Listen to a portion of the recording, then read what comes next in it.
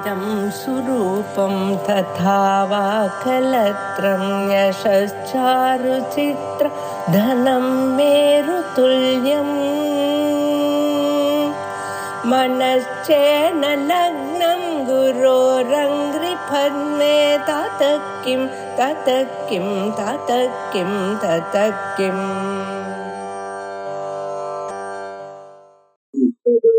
नमः।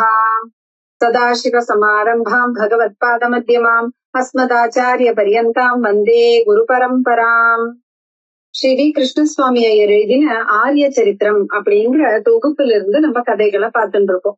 அதுல நம்ம இப்போ 3 வியாக்கியானத்தை பார்த்தோம். அதாவது பிரகலாத சரித்திரம் பார்த்தோம், அப்புறம் துருவ சரித்திரம், அப்புறமா குச்சேலோபாக்கியானம் பார்த்தோம். இன்னைக்கு ரொம்ப உத்தமமான பரதருடைய கதையை பத்தி பார்க்க போறோம். பரதர் எப்படிப்பட்ட பாகவதோத்தமர் அப்படிங்கறத பத்தி பார்க்க போறோம். இது பார்த்தோம்னா நமக்கு பாகவதத்துல 5வது ஸ்கந்தத்துல 7வது அத்தியாயத்துல இருந்து 14வது அத்தியாயம் வரைக்கும் இருக்கு. அத ஆரிய சரித்திரத்துல 8 அத்தியாயமா தொகுத்து கொடுத்திருக்காரு நமக்கு. இப்போ பரதர் யாரு அப்படின்னு பார்த்தோம்னா துஷ்யந்தனுக்கும் சகுந்தலைக்கும் பிறந்தவர் தான் பரதர். அவருடைய பேரிலேயே தான் நம்மளுடைய நாட்டுக்கும் பாரத வருஷம் அப்படிங்கிற பேர் வந்தது. இப்போ நம்மளுடைய இந்த பாகவத புராணமானது ஒரு மிஸ்ர காவியம் அப்படின்னு சொல்லலாம். அதாவது கத்தியமாவும் இருக்கு, பத்தியமாவும் இருக்கு. பத்தியம் அப்படின்னா ஸ்லோகத்தோட ரூபத்துல இருக்கிறது, கத்தியம் அப்படின்னா உரைநடையில இருக்கிறது. இந்த 5வது ஸ்கந்தத்துல பார்த்தோம்னா சிலது ஸ்லோக ரூபமாவும் இருக்கும், சிலது அப்படியே உரைநடையில எழுதியிருக்கிற மாதிரி சமஸ்கிருதத்துல இருக்கும். அதை இன்னைக்கு நம்ம பார்க்கலாம். இப்ப 5வது அத்தியாயத்துல 5வது ஸ்கந்தத்துல 7வது அத்தியாயம் ஆரம்பிக்கிறார். பரதரோட சரித்திரத்தை பத்தி சுக்கரானவர் சுகர் பரீட்சித் மகாராஜாக்கு சொல்லிட்டு இருக்காரு அப்படின்னு நமக்கு தெரியும்.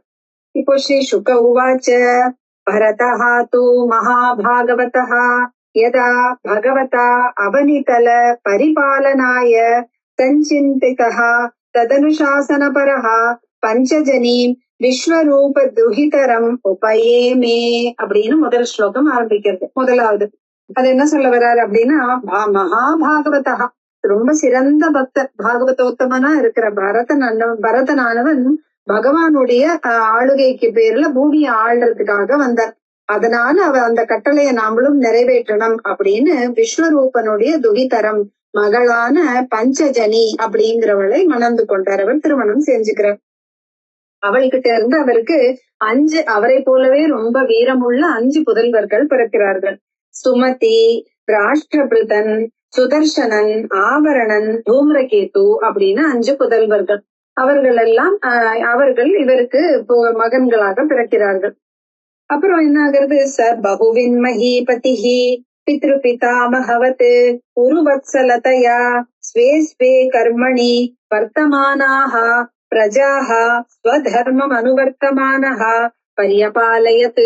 இந்த ராஜாவானவர் எப்படிப்பட்டவர் அப்படின்னா எல்லாம் தெரியும் அந்த அரசனுக்கு. அந்த ராஜா என்ன பண்றார்? தன்னோட கடமையும் தான் செய்யறார். அப்புறமா தன்னோட ஸ்வஸ்வ கர்மணி அவரவர்கள் கடமை என்னவோ அதுல நிலைத்து இருக்கிற தன்னுடைய மக்களுக்கு எப்படி அவர் இது பண்றாரு, சேவை பண்றாரு அப்படின்னா பித்ரு பிதாமகவத் ஒரு அப்பாவானவரோ தாத்தாவானவர் எப்படி கவனிச்சு கொள்வார்களோ அப்படி இந்த ராஜாவும் தன்னுடைய பிரஜைகளை ரொம்ப அன்போட கவனிச்சுக்கிறாராம். அப்போ ஈஜேச்ச பகவந்தம் யஜ்ஞ கிருது ரூபம் கிரதுபிஹி உச்சாவச்சைஹி ஸ்ரத்தயா ஹிருத அக்னிஹோத்ர தர்ஷபூர்ணமாச சாதுர்மாஸ்ய பசு சோமானாம் பிரகிருதி விக்ருதிபிஹி அனுசவனம் சாதுர்ஹோத்ர விதினா அப்படிங்கிற. அப்போ என்ன அபாவா தகுதிக்கு ஏற்ப பண்ணி கொண்டிருக்கிற அக்னிஹோத்திரம், தர்ஷபூர்ண மாசம், சாதுர்மாசியம், பசுபந்தம், சோமயாகம், இதனால செய்யப்படுற எல்லா யாகங்களும் அந்தந்த காலத்துல கரெக்டான காலங்கள்ல நடக்கிற மாதிரி அந்த யூபஸ்தம்பம் எல்லாம் வச்சு நடக்கிற அந்த கர்மாக்களோட வடிவா இருக்கிற பகவானை இந்த பரதரும் ஆராதிக்கிறார், ரொம்ப வழிபடுறார் பகவானை, பிரியமா அவர். அப்ப என்ன ஆகுறது? எல்லா யாகங்களுக்கும் யாரு? யஜ்ஞோவை விஷ்ணுவு அப்படின்னு சொல்றது நம்ம வேதம். அப்படிப்பட்ட ஸ்ரீமன் நாராயணன் இடத்திலேயே தன்னுடைய மனசை அர்ப்பணம் செஞ்சுக்கிறார் இந்த அரசனானவர். அதனால என்னெல்லாம் அபிசுகள் எந்தெந்த தேவதைக்கு கொடுக்கணுமோ அது நாராயணனுக்கே உரித்தானது, அவருடைய உறுப்புகளுக்கே நாம கொடுக்குறோம் அப்படின்னு அப்படி தியானம் பண்ணிட்டு அவர் செய்யறார். ஏவம் கர்ம விசுத்யா விசுத்த சத்வஸ்யாந்தஹ ஹிருதய ஆகாஷ ஷரீரே பிரம்மணி பகவதி வாசுதேவே மகாபுருஷ ரூப உபலக்ஷணே ஸ்ரீவத்ஸ கௌஸ்துப வனமாலாரிதர கதாதிபிஹி உபலக்ஷிதே நிஜ புருஷ ஹிருல்லிகிதேனாத்மனி புருஷரூபேண விரோச்சமான உச்சைஸ்தராம் பக்திஹி அனுதினம் ஏதமானரயா அஜாயத. இப்படி அவர் ரொம்ப புனிதமான தன்னுடைய கர்மாக்களை எல்லாம் பண்ணிட்டு இருக்கார் இந்த பரதரானவர். அப்போ அந்தர் ஹிருதயாகாஷ, தன்னுடைய ஹிருதயாகாசத்துல இருப்பவர் அந்த பிரம்மஸ்வரூபமா இருக்கிற அந்த பகவான் வாசுதேவன் தான். வாசுதேவே பகவதி மகாபுருஷா. அவரை எப்படி இவர் கொண்டாடுறாராம்? ஸ்ரீவத்ஸ கௌஸ்துப வனமாலை, ஸ்ரீவத்ஸம் வச்சுண்டு கௌஸ்துப மணி போட்டுண்டு வனமாலை சங்கு கதை எல்லாத்தையும் வச்சுட்டு இருக்கிற அந்த பகவானை, அந்த மகா புருஷனை தன்னோட மனசுல இருக்கிறவரா அவர் நினைச்சுண்டு அவரோட பக்தியானது தினம் தினம் ரொம்ப அதிகரிக்கிறதாம். அதனால என்ன பண்றார், தன்னுடைய சொத்துக்களை எல்லாம் தன்னுடைய கடமை இங்க முடிஞ்சிடுது அப்படின்னு தன்னோட 5 மகன்கள் இருக்காரு இல்லையா, அவர்களுக்கு தன்னோட செல்வங்களை எல்லாத்தையும் கொடுத்துட்டு புலக முனிவரோட ஆசிரமத்துக்கு ஹரிக்ஷேத்திரம் அப்படிங்கிற இடத்துக்கு இவர் புறப்பட்டு செல்றார். யத்ரஹபாவ பகவான் ஹரிஹி அத்யாபி தத்ரத்யானாம் நிஜஜனானாம் வாத்சல்யேன சந்நிதாப்யத இச்சாரூபேண. அந்த இடம் எப்படிப்பட்டது அப்படின்னா, பகவான் மகாவிஷ்ணுவானவர் தத்ரத்யானம், அங்க இருக்கிறவர்களுக்கு நிஜஜனானம், தன்னுடைய அடியார்கள் அப்படின்னு ரொம்ப வாத்சல்யம் அன்பு காரணமாக இச்சாரூபேன் அவர்கள் இஷ்டப்படி அங்கேயே சாநித்தியம் இருக்கா மாதிரி இருந்த இடத்துக்கு போறாராம். அந்த ஆசிரமத்துல எப்படி இருக்கு அப்படின்னா, நடுவுல ஒரு நதி ஓடுறதாம், பெரிய பெரிய பாறைகளுக்கு நடுவுல சக்கர நதி அப்படின்னு ஒரு ரொம்ப சிறந்த நதி ஓடுறது. அதனால அந்த ஆசிரமங்கள் எல்லாம் ரொம்ப புனிதமா இருக்காம். அந்த மாதிரி ஒரு இடத்துக்கு இவர் போறார்.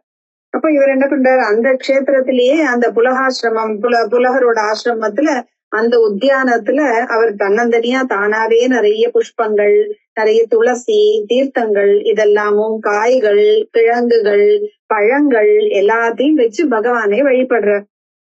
இந்திரிய சுகத்தை எல்லாம் நிகிரகம் பண்ணிடுறார். அதுல இதெல்லாம் பற்றுதல்லே விட்டுட்டு மனசோட ரொம்ப சாந்தியோட பகவானை துதிக்கிறதுனால ரொம்ப பரமானந்தம் அடைகிறார் அவர் அப்படின்னு பாக்குறோம்.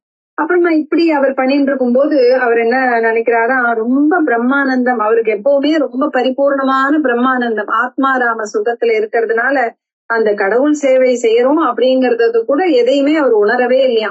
அப்படியே அந்த ஒரு தியானத்திலேயே இருந்தாரா அவர்.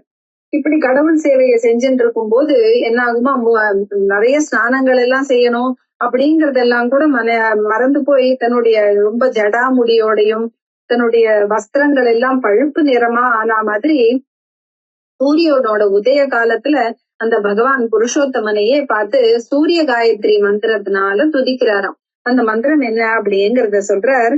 பரோரஜ சவிதுர்ஜாத வேதோ தேவஸ்ய பர்கோ மனசேதம் ஜஜான சுரேத சாத புனராவிஷ்ய சஷ்டே ஹம்சம் கிருத்ராணாம் திருஷதிங்ரி ராமி மகா அப்படிங்கிற. பரோரஜகா ஜாத்தவேதகா, இந்த பிரகிருதிக்கு இந்த மாயைக்கெல்லாம் அப்பாற்பட்டதா இருக்கிற கர்மாக்களோட பலன்களை எல்லாம் கொடுக்க வல்லவரான அந்த சூரிய நாராயணகா தேவஸ்ய சவிதுஹோ பர்கா, அந்த சூரிய நாராயணனோட தேஜஸானது இந்த உலகம் முழுசையுமே எப்படி பண்ணுறது அப்படின்னா சங்கல்ப மாத்திரத்தினாலேயே தானே சிருஷ்டிக்கிறார். அப்படி சங்கல்ப மாத்திரத்தினால சிருஷ்டிச்சு அப்புறம் தத் சிருஷ்டுவா ததேவானு பிராவிஷத்து அப்படின்னு சொல்ற மாதிரி அதிலேயே பிரவேசிக்கவும் செய்கிறார். சிலர் ஜீவராசிகள் எப்படிப்பட்டவர்கள் அப்படின்னா விஷய சுகத்துல ஈடுபடுறவர்கள். அப்போ அவர்களையும் தனது சொரூபமான அறிவால உணர்த்துகிற மாதிரி செய்கிற அந்த தேஜோமயமான வடிவத்தை நாம் எல்லாம் துதிக்க வேண்டும் அப்படின்னு சொல்லி இந்த பாகவதத்துல உள்ள சப்தமிய அந்த 7வது அத்தியாயமானது முடியறது. நம்ம ஆரிய சரித்திரத்துல முதல் அத்தியாயம் முடியறது. பரதரானவர் நன்றாக தியானம் பண்ணிட்டு இருக்கார் அப்படிங்கிறது. அடுத்தது என்ன ஆகுறது அப்படின்னு பார்த்தோம்னா 8வது அத்தியாயத்துல ஒரு சமயம் இவர் என்ன பண்றார், இப்படி தியானத்துல உட்கார்ந்துருக்கார். ஏகதா து மகாநத்யாம் கிருதாபிஷேக நையமித்காவஷ்யகோ பிரம்மாட்சரம் அபிகிருணானஹா முகூர்த்தத்ரயம் உதகாந்த உபவிவேஷ.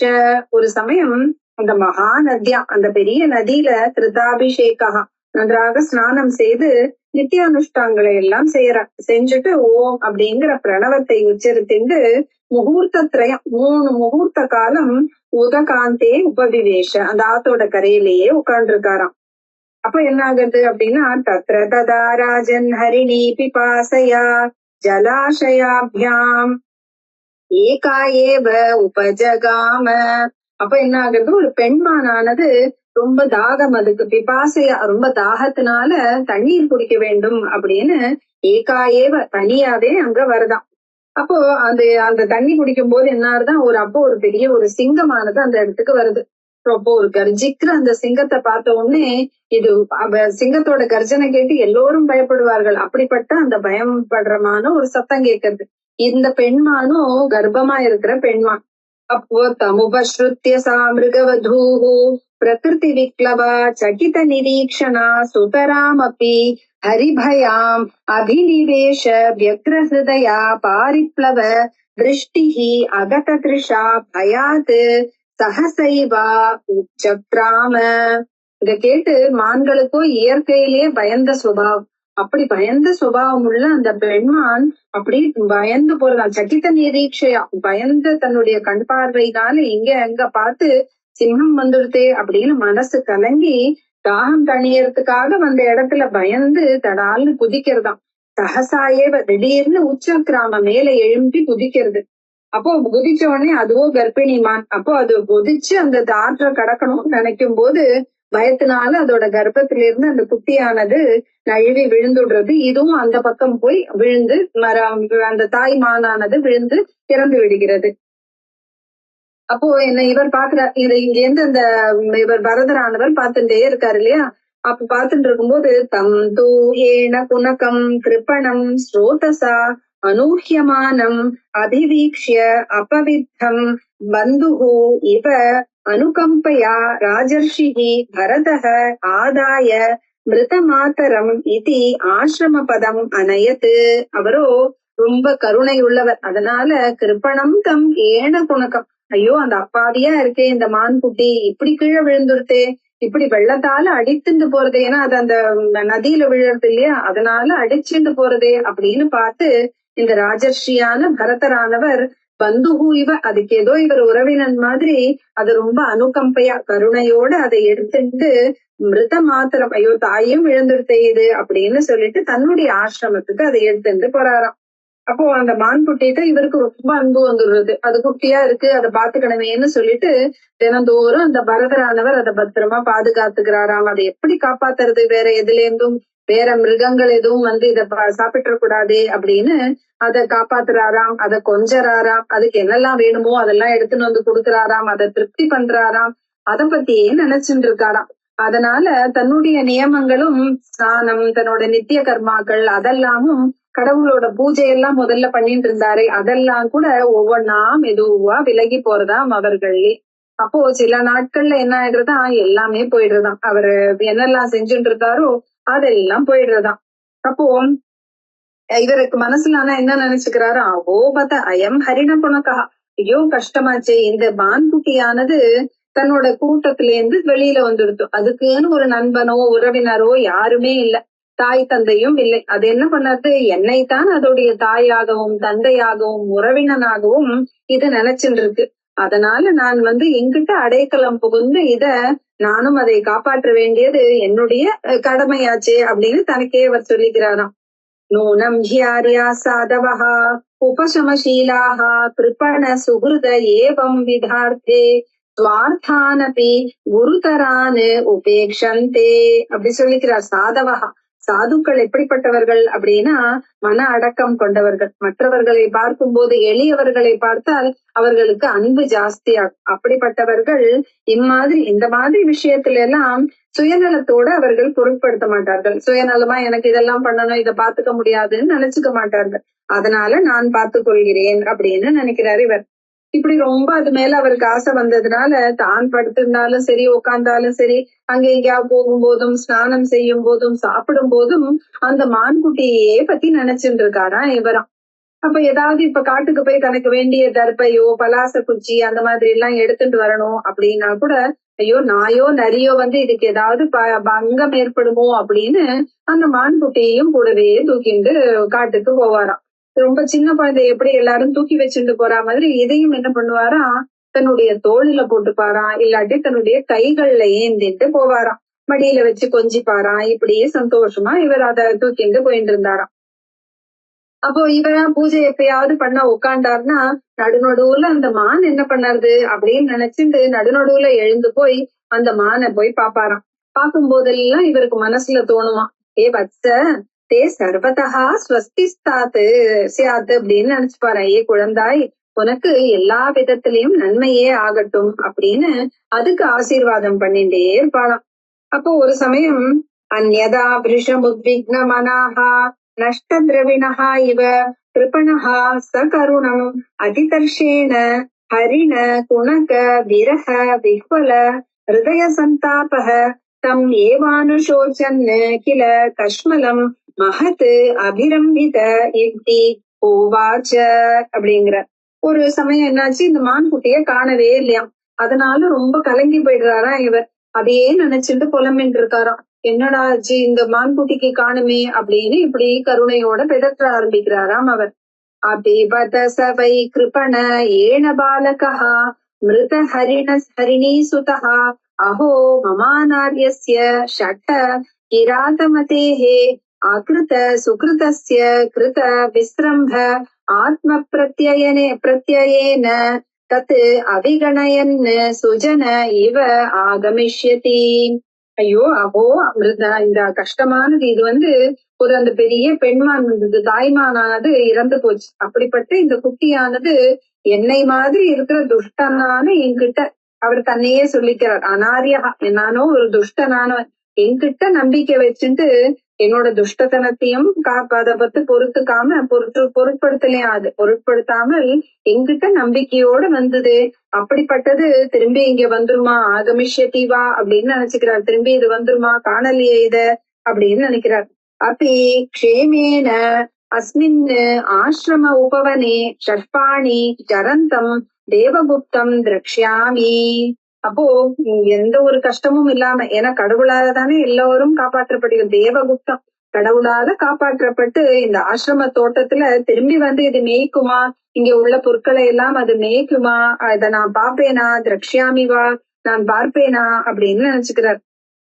மேலும் அவருக்கு ஒரு பயம், சென்னாயோ இல்ல இந்த பெரிய ஒரு நாயோ, இதெல்லாம் கூட்டமா வர பன்றிகளோ, இதெல்லாம் இல்ல தனியா வர புலியோ, இதெல்லாம் ஒன்னும் அதை சாப்பிட்டுருக்காம இருக்கணுமே அப்படின்னு நினைக்கிறாராம். அப்போ மெதுவா மாலை நேரம் வந்துடுறது. அப்போ அவர் நினைச்சுக்கிறாரு, ஏ சூரிய பகவானே, எல்லா வேத ஸ்வரூபமா இருக்கிற சூரிய பகவான் என்னிடம் அடைக்கலமா வந்த இந்த மான்குட்டி இன்னும் வரலையே, இந்த வேத பகவானா இருக்கிற சூரிய பகவானே, நீயும் இப்பொழுது போக போகிறாய், ஆனா என்னுடைய மான்குட்டி இன்னும் வரலையே அப்படின்னு நினைச்சுக்கிறார். அப்ப அந்த மான்குட்டி ராஜா இங்க வந்ததுன்னா அதுக்கு என்ன சந்தோஷமா நான் எல்லாம் செய்வேன், அதை எப்படி எல்லாம் சந்தோஷப்படுத்துவேன் அப்படின்னு நினைச்சுக்கிறார். அப்போ இப்படி அது கொஞ்ச நாள் அவர் அதை என்னெல்லாம் செய்யும்னு நினைச்சுக்கிறார். எப்படி இந்த கோபிகைகள் எல்லாம் கிருஷ்ணர் என்னெல்லாம் செய்யறாருன்னு நினைச்சுக்கிறாரோ, இவரும் நினைச்சுக்கிறார், தான் சமாதியில உட்கார்ந்துட்டு இருந்தா விளையாட்ட அது வந்து என்ன வந்து பார்த்து இப்படி மெதுவா என்னை வந்து ஸ்பர்ஷம் பண்ணுமே, தன்னுடைய மிருதுவான கொம்புகள்னால என்னை இப்படி ஒராயுமே, அப்படிப்பட்டது எங்க போச்சு அப்படின்னு நினைக்கிறார்.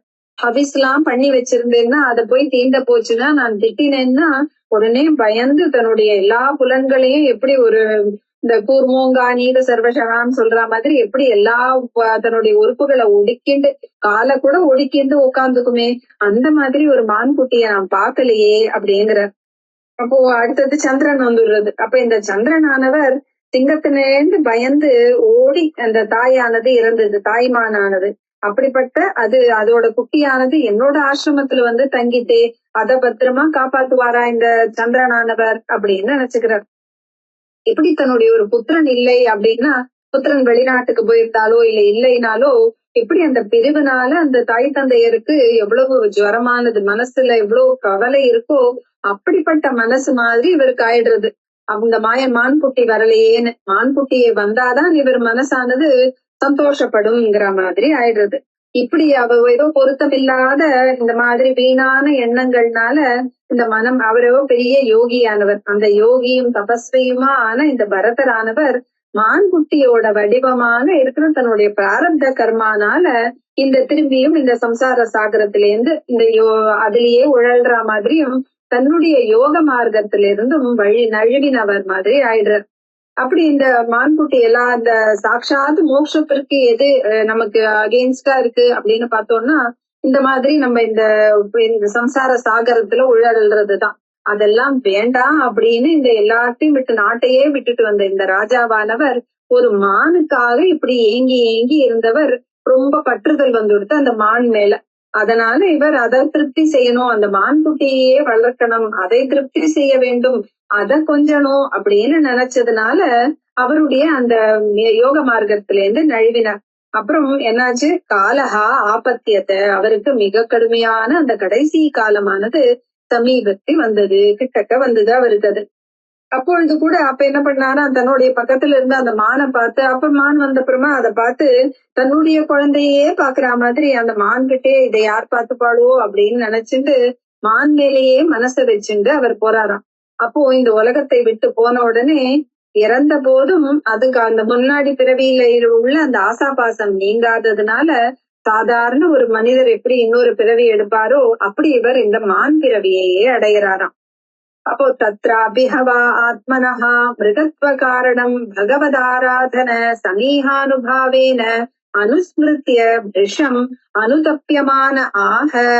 அப்போ அடுத்த பிறவியில ஆஹா நம்ம இப்படி செஞ்சுட்டோம், அவருக்கு தெரியறது தான் படித்த கல்வியும் கூடவே வருமே, அதனால முன்னாடி செய்த நம்மளுடைய இந்த கடவுளுக்கு நம்ம எல்லாம் பண்ணினோம், ஆனாலும் இந்த பற்றுதல் அப்படிங்கிற அது ஒரு எவ்வளவு வலிமையான சக்தி, அதனால தனக்கு மான் பிறவி கிடைத்ததே அப்படின்னு நினைச்சுட்டு ரொம்ப வருந்தினாராம். வருந்திண்டு அவர் மனசுல நினைச்சுக்கிறார், ஆஹா நான் எவ்வளவு கஷ்டமானது, ரொம்ப தீரனா இருக்கிறவன் தான் இந்த மார்க்கத்திலேயே இருக்க முடியும், ஆனா நான் நழுவி விழுந்துட்டேன் இந்த பற்றுதல் அப்படின்னு சொல்லிட்டு. அதனால நான் என்ன பண்ண போறேன், இனிமே எல்லா உயிர்களுக்கும் உயிரான அந்த பகவான் வாசுதேவனுடைய கதைகளை கேட்கிறதும் தியானம் செய்யறதும் அதை சொல்லறதும் அவரையே வழிபடுறதும் அவரையே நினைவுபடுத்தி கொள்ளறதும் அப்படிப்பட்ட இடைவிடாது இதையே தான் நான் செய்ய போறேன் அப்படின்னு என்னோட அறியாமை காரணமா தான் எனக்கு என்ன செய்யறதுன்னு கரெக்ட் எது தப்பு எதுன்னு தெரியாத அந்த மோகத்துல விழுந்து அந்த மான்குட்டியோட ஆசையில விழுந்து விட்டேன், அதை நான் செய்யக்கூடாது அப்படின்னு நினைச்சுக்கிறார். அப்படி அவருக்கு ரொம்ப வைராகியம் வந்துடுது. அதனால அவர் என்ன பண்றார், தன்னுடைய மானா பிறந்ததுனால தன்னுடைய தாய்மானை விட்டுட்டு ரொம்ப தள்ளி ஒரு காலஞ்சரம் அப்படின்னு தான் பிறந்த அந்த மலை பிரதேசத்துல இருந்து ஒரு பக்கத்துல உள்ள முனிவர்களோட ஆசிரமத்துக்கு போறார். அங்க போய் அவர்களுக்கு அங்க மன அடக்கத்தோட இருக்கிற அந்த முனிவர்கள் இடத்திலேயே பகவானோட கஷேத்திரமாகிய அந்த சால மரங்கள் எல்லாம் இருந்த அந்த கிராமத்தை சேர்ந்த புலஸ்தியர் புலகர் அவர்களோட ஆசிரமத்தை நோக்கி இந்த மானும் அப்படின்னு போறாராம். அங்கேயும் ஏதாவது நம்ம அதுலயும்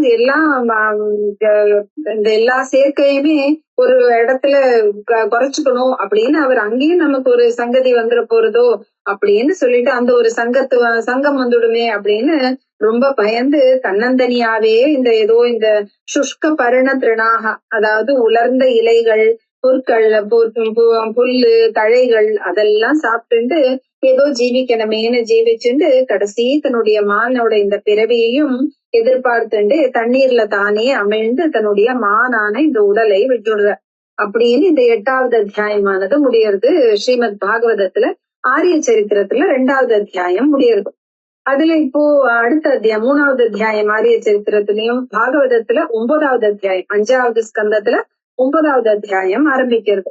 இப்படி இவர் இந்த மான் ஜென்மம் எடுத்து நன்றாக எல்லாம் நல்ல புலநடக்கத்தோட இருந்ததுனால அடுத்த ஜென்மத்துல அவர் என்ன பண்றார், ஆங்கீரச கோத்திரத்துல ரொம்ப சிறந்தவரா இருக்கிற ஒரு பிராமணர். எப்படிப்பட்டவர்னா தன்னுடைய சமம் தமம் மனசோட அடக்கம் சரீரத்தோட அடக்கமும் தவம் இருக்கிறவரும் நல்ல வேதம் எல்லாம் சொல்லறவரும் தியாகம் திருப்தி பொறுமை மரியாதை கல்வி பொறாமை இல்லாமலும் ஆத்ம ஞானம் அப்படின்னு இருக்கிற ஒரு பிராமண சிரேஷ்டருக்கு தனக்கு ஒப்பான இந்த படிப்பு ஒழுக்கம் நடத்தை எல்லாம் இருக்கிற மாதிரி அவருக்கு 2 மனைவிகள் இருந்தாராம். ஒருத்தர்கிட்ட அவர் 9 குழந்தைகளும் இன்னொரு மனைவி கிட்ட இளைய மனைவி கிட்ட 2 குழந்தைகளும், ஒரு ஆணும் பெண்ணுமா 2 குழந்தைகள் இருந்தார்களாம். அந்த 2வது மனைவி கிட்ட அவர் பிறந்தாராம். எஸ்து தத்ர புமாம்ஸ்தம் பரம பாகவதம் ராஜர்ஷி பிரவரம் பரதம் உத்ஸ்ருஷ்ட மிருகசரீரம் சரமசரீரேன விப்ரத்வம் கதமாபு.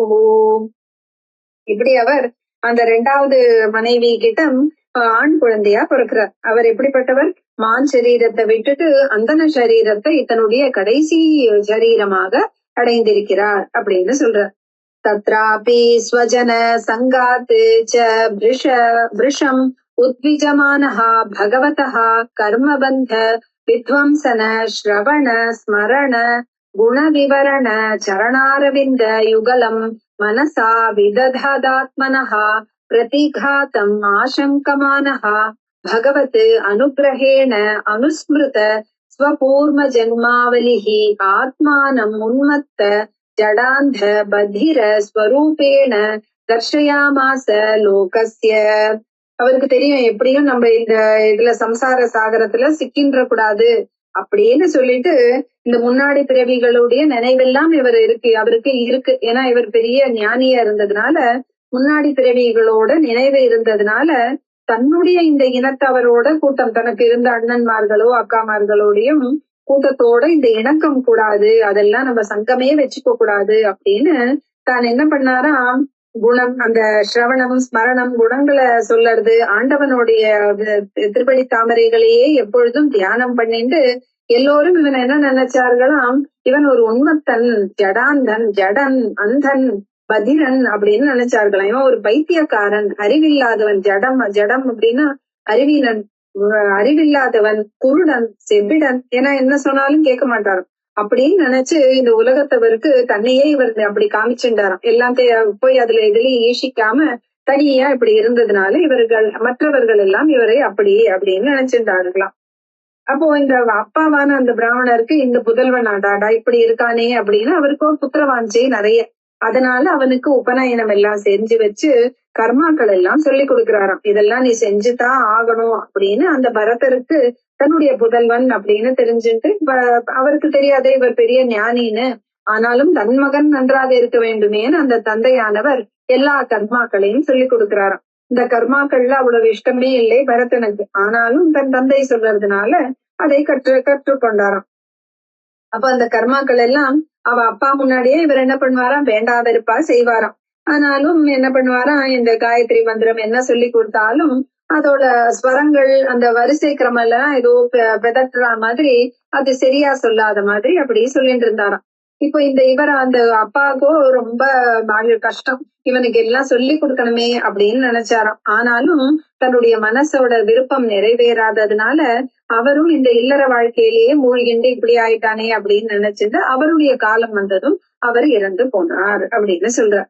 அப்போ என்னாச்சா, அந்த அதயபீயசி த்விஜசதி ஸ்வகர்ப்பஜாதம் மிதுனம் சபத்னியா உபன்யஸ்ய ஸ்வயம் அனுசம்ஸ்தயா பதி லோகமகாத்.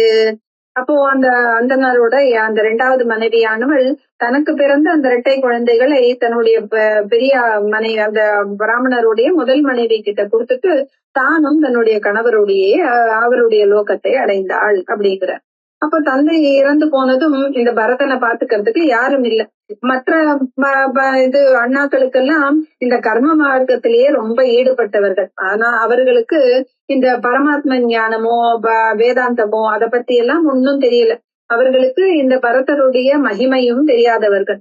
அதனால இந்த சகோதரர் என்ன பண்ணாரா, இந்த பரதனை இவன் ஒரு மூடன், ஜடன், பித்தன் அப்படின்னு சொல்லிட்டு அவர்கள் அவனை விட்டுடுறாராம். எல்லாரும் அவனை எந்த இதுவும் ஒண்ணும் பண்ணிக்காம அவர்களை விட்டுடுறாராம். தச்ச பிராகிருதைஹி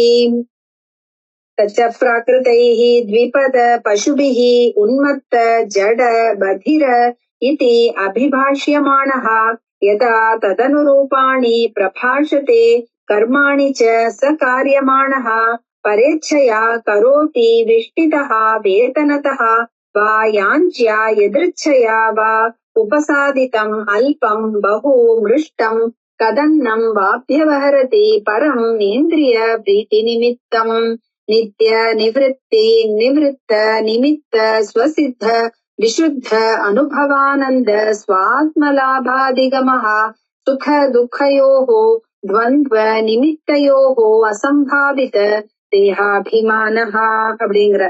அந்த பரதரும் என்ன பண்ணாரா, பாமரனான மற்ற ஜனங்கள்னால உன்மத்த ஜடபதிரஹா, உன்மத்தன் இவன் ஒரு பைத்தியக்காரன், ஜடன் இவன் அறிவில்லாதவன், பதிரஹா செவிடன், ஏன்னா என்ன கூப்பிட்டாலும் அவனுக்கு கேட்க மாட்டேங்கிறது அப்படின்னு சொல்லாரா. மற்றவர்கள் எல்லாம் ரொம்ப இகழ்ந்து பேசினார்களாம் இவர்களை.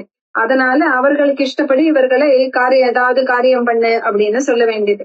சில சமயம் கூலி கொடுப்பார்களாம், சில சமயம் கூலி கொடுக்கவும் மாட்டார்களாம்.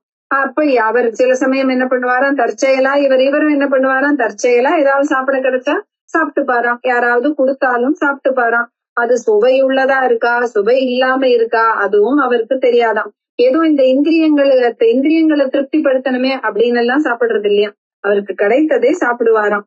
ஆனா அவருக்கு எப்பொழுதும் ஒரு ஆனந்த நிலையிலேயே இருந்தாராம். அதனால அவருக்கு பகுமானம் வெகும், இவன் என்னை ரொம்ப புகழ்த்தி சொல்லறான், இவன் என்னை இகழ்த்தி சொல்லறான் அப்படிங்கறதெல்லாம் இவருக்கு ஒன்றுமே இல்லையா. எப்படி ஸ்தித பிரஜன் எப்படி இருப்பான் அப்படின்னு கீதையில சொல்றாரு. துக்கம் வந்தா அப்படியே உடைஞ்சு போயிடுறதும், சுகம் வந்தா சந்தோஷப்படுறதும் அதெல்லாம் எதுவும் இல்லாம இவன் தன்னோட உடல் தான் தனது அப்படிங்கிற அபிமானம் இல்லாம அப்படியே இருந்தாராம். அப்போ இவர் என்ன பண்ணுவாரா, நல்லா இந்த வெயிலானாலும் சரி, குளிர் ஆனாலும் சரி, காற்றானாலும் சரி, பெரிய மழை ஆனாலும் ஏதோ காளை மாடு மாதிரி, மாடு எப்படி மழை பெஞ்சாலும் அப்படியே நிக்கிறதோ அது மாதிரி ஆடை போட்டுட்டு இருப்பாராம். சில சமயம் இல்லாமலும் இருப்பாராம். அவர் உடல் இல்லாம நல்லா கொழுத்து பருமனா இருப்பாராம். தரையில படுத்துப்பாராம். நல்ல உடம்பெல்லாம் குளிக்காததுனால அழுக்கா இருப்பாராம். அப்படி தூசி படிஞ்ச ஒரு ரத்னம் எப்படி இருக்குமோ அப்படி தன்னுடைய தேஜஸ் வெளிப்படாதவராயே சில சமயம் இடையில தன்னுடைய இடுப்புல ஒரு அழுக்கான ஒரு ஆடைய போட்டு இருப்பாராம். அழுக்கான ஒரு பூணூல் இருக்குமா, ஓ அப்ப இவன் அந்தணன் அப்படின்னு தெரிகிற ஒரு அடையாளத்தோட அவருடைய மகிமை தெரியாத மற்ற மக்கள்களால இவர் ரொம்ப அவமானப்படுத்தப்பட்டாராம். அதனால அவருக்கு எந்த பாதகமும் இல்லை, அப்படியே அவர் பாட்டுக்கு சஞ்சரிச்சுட்டு இருந்தாராம். எப்பொழுது இவர் என்ன பண்ணுவாரா, அந்த மற்ற சகோதரர்கள் எல்லாம் வா நீ வயல்ல வேலை செய் அப்படின்னு சொல்லுவார்களாம். ஆனா அந்த வேலையும் ஒழுங்கா செய்யல அப்படின்னு சொல்லிட்டு அவனை திட்டுவார்களாம். இவருக்கு அது சரியா செய்யணும், இதை சரியா செய்யக்கூடாது அதெல்லாம் ஒண்ணும் இல்லையா. அவர்கள் கொடுக்கிற அந்த ஏதாவது குருணை அரிசியோ புண்ணாக்கோ தவிடோ உளுந்தோ இல்ல சமையல் பாத்திரத்துல ஒட்டின்னு இருக்கிற பொருட்கு ஏதாவது இருந்தா அதை சாப்பிடுறதோ, அதுவும் ஏதோ அமிர்தமோ அப்படின்னு அமிர்தவத்து அபியவஹரத்தி, அதுவும் அமிர்தமோ அப்படின்னு சொல்லி சாப்பிடுவாராம். இப்படி போயிட்டு இருக்கும் போது ஒரு சமயம் என்னாச்சா, அத கதாச்சித் கஷ்டித் விருஷல பதிஹி பத்ரகால்யை புருஷ பசுமாலபதா லபதா அப்பத்திய காமஹா. அப்போ கதாச்சித் ஒரு சமயம் என்னாச்சா, ஒரு காட்டு மிராண்டி திருடர்கள் எல்லாம் இருந்தார்களாம். அதோட தலைவனா இருந்தவன் தனக்கு அப்பத்திய காமகா, தனக்கு குழந்தை பிறக்கவில்லையே அப்படின்னு சொல்லிட்டு குழந்தை வேணும் அப்படின்னு பத்ரகாளிக்கு புருஷ பசு, ஒரு புருஷனே ஒரு மனிதனையே பசு மாதிரி ஒரு பலி கொடுக்கணும் அப்படின்னு அவன் நினைக்கிறானாம்.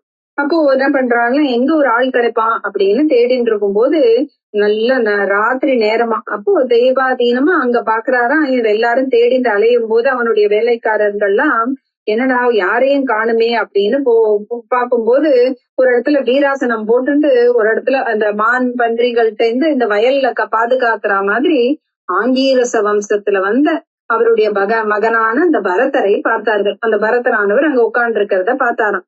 அவனை பார்த்துட்டு இவர்கள் பரதரை பார்க்கிறார்கள் இந்த திருடர்கள். ஆஹா, இவனுக்கு எந்த குறைகளுமே இல்லையே, நம்மளுடைய எஜமானனோட காரியமும் முடிஞ்சிடும் போல இருக்கே அப்படின்னு அவரை நல்லா கயத்தினால கட்டுறாராம். அத ஏனம் அனவத்திய லட்சணம் அவமிருஷ்ய பர்திரு கர்ம நிஷ்பத்திம் மன்யமானாஹ பத்வா ரசனயா சண்டிகா கிரகம் உபநின்யுஹு முதா விகசித வதனாஹா. ரொம்ப சந்தோஷமா அவர்களுக்கு, ஆஹா நமக்கு ஆள் கிடைச்சாச்சு அப்படின்னு இவரை நல்லா கயத்துல கட்டி ரொம்ப சந்தோஷப்பட்டு சண்டிகா கிரகம் தேவியோட கோவிலுக்கு அழைச்சிட்டு போறார்களாம். அப்புறம் திருடர்களும் என்ன பண்றார்களாம், இவனை பசுவா இவனை நம்ம இப்போ பத்ரகாளிக்கு கொடுக்க போறோம், அதனால நன்றாக அவனுக்கு அபிஷேகம் எல்லாம் செஞ்சு நல்ல புதிய ஆடைகள் எல்லாம் உடுத்தி நல்ல நகைகள் சந்தனம் எல்லாம் போட்டு மாலை எல்லாம் போட்டு நெத்தியில பொட்டெல்லாம் வச்சு நல்லா அலங்கரிக்கப்பட்டு நல்லா சாப்பிடறதுக்கும் கொடுக்கிறார்களாம். அப்புறம் தூபம் தீபம் மாலை எல்லாம் போட்டு அவனை நல்ல பழங்கள் எல்லாத்தோடையும் செய்து நல்ல ஒரு இடத்துல காளியோட முன்னாடி கூட்டின்னு உட்காத்தி வைக்கிறாராம். அத अथ वृषलराजपणिः पुरुषपशोः असृगासवेन देवीं भद्रकालीं यक्ष्यमाणः तद् अभिमन्त्रितम् அசிமதி கரால நிஷிதமுபாததே. இப்படி அவன் அந்த விஷலராஜபணி அந்த திருடனோட தலைவனானவன் நல்ல ஒரு நர பசு மனித பசு நமக்கு கிடைச்சிருக்குன்னு தன்னுடைய ரத்தத்தை எடுத்து தன்னுடைய ரத்தம் தோய்ந்து தன் கத்தியை எடுக்கிறானாம். தன்னுடைய இந்த ரத்தத்தால இந்த தேவி காளிய நான் இப்போ பூஜிக்க விரும்புறேன் அப்படின்னு மந்திர ஜபிச்சுண்டு பெரிய ஒரு நிஷிதம் கூர்ப்பா இருக்கிற ஒரு வாளை எடுத்துக்கிறானாம். எடுத்துட்டு அவன் என்ன பண்றான், இவனுக்கோ அந்த ராஜா அந்த இந்த தலைவன் திருடர்களோட தலைவன் எப்படி ரஜோகுணம் தமோகுணமா இருக்கிற அவன் ரொம்ப திமிர்ல தனக்கு எல்லாம் தெரியுங்கிற அந்த திமிர்ல மூழ்கி இருக்கிற அவன் யாரு இந்த மாதிரி பண்றோம் அப்படின்னு சாட்சாத் பிரம்மஸ்வரூபமா உள்ள பிரம்ம ரிஷிகளோட புதல்வரும் எந்த பிராணிகள் இடத்திலுமே பகை இல்லாதவருமா இருக்கிற தன்னை ஹிம்சிக்கிறார்கள்னு தெரிஞ்சும் கூட அமைதியா இருக்கிற இவரை ஹிம்சிப்பது எவ்வளவு பெரிய கொடும் செயல்னு தெரிஞ்ச அந்த தேவியானவள் பத்ரகாளிக்கே தாங்கலையாம். ரொம்ப தாங்க முடியாத இந்த பிராமண தேஜஸ்னால இவர்களை பொசுக்கணும் அப்படின்னு தன்னுடைய வடிவத்தோட அந்த இதுல இருந்து கிளம்பி வராலாம் பத்ரகாளியே. ரொம்ப கோபாவேஷத்தோட வரா பத்ரகாளி. தன்னுடைய புருவங்களை எல்லாம் நெரித்து கொண்டு கோர பற்களோட சிவந்த கண்களோடையும் ரொம்ப பயங்கரமான முகத்தோற்றத்தோடையும் இந்த உலகத்தையே அழிக்கிறேன் பாருங்கிற மாதிரி பெரிய அட்டகாசம் பண்ணிட்டு தன்னுடைய பீடத்திலிருந்து துள்ளி குதிச்சு அந்த வாளை எடுத்து அதனாலேயே அங்கிருந்த அந்த பாப்பிகளும் துஷ்டர்களாகவும் இருக்கிற அந்த மற்ற திருடர்களையும் நன்றாக வெட்டி வீசறாளாம் அந்த பத்ரகாளியானவள்.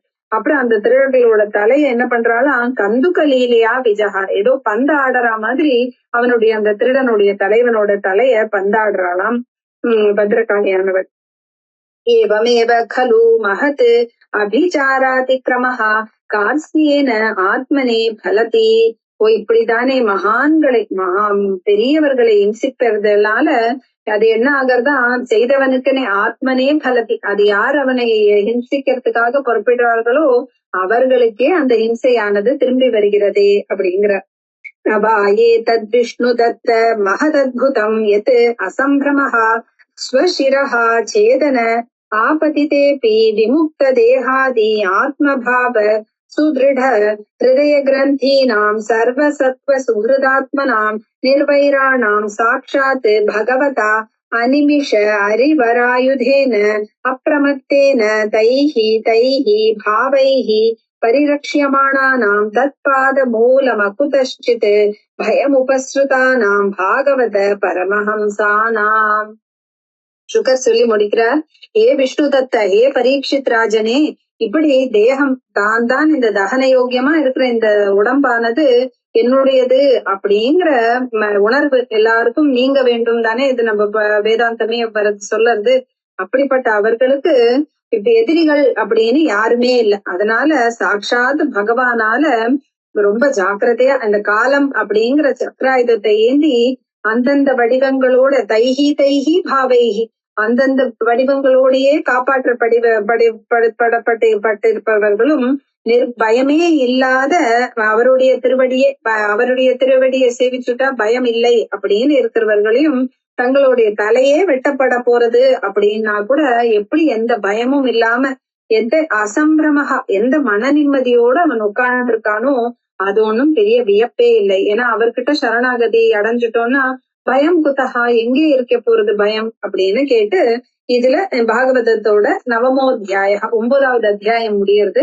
ஆரிய சரித்திரத்தில் நம்ம இப்போ 3 பாகத்தை பார்த்திருக்கோம். இதோட ஜதபரத உபாக்கியானம் இன்னும் தொடரும். ஹரே ராம ராம ராம ஹரே ஹரே, ஹரே கிருஷ்ண கிருஷ்ண கிருஷ்ண ஹரே ஹரே. ஸ்ரீ குருப்யோ நமஹ.